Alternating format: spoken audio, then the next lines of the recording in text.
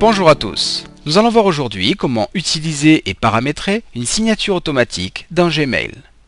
Que vous utilisiez Mozilla Firefox, Google Chrome ou tout autre navigateur, la procédure est identique.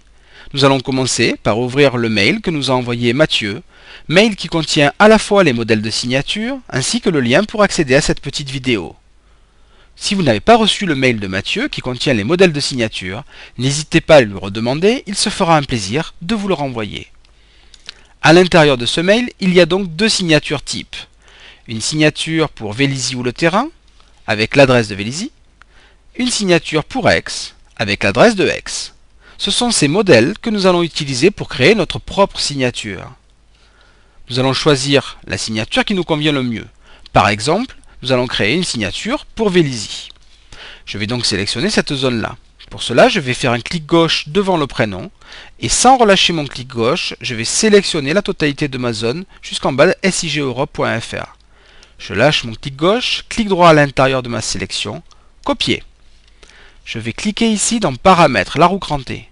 Je reclique dans Paramètres, une nouvelle page va s'ouvrir.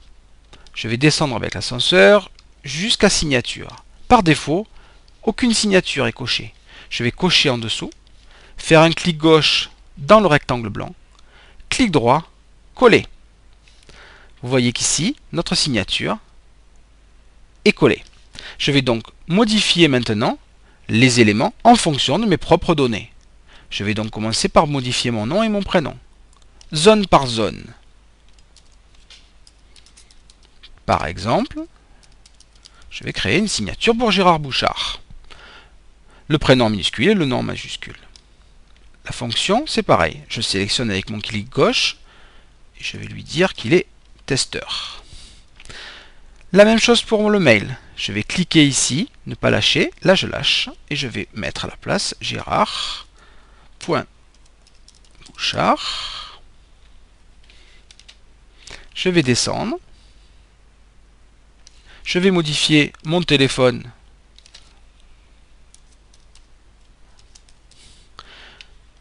Mon fax, si besoin, si j'ai un fax.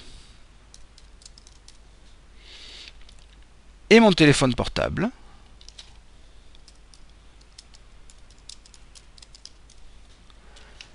Ma signature est créée. Il ne me reste plus qu'à la valider. Je vais enregistrer les modifications.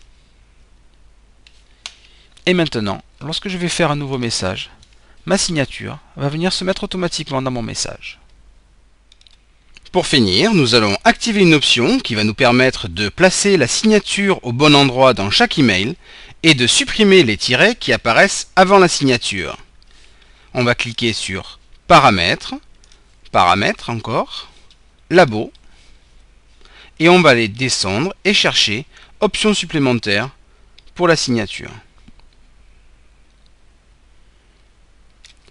Options supplémentaires pour votre signature. Activer. Et évidemment, enregistrer les modifications. La fenêtre va se recharger. Et maintenant, lorsque je fais Nouveau message, je n'ai plus les petits tirets et ma signature se placera systématiquement au bon endroit dans chaque email.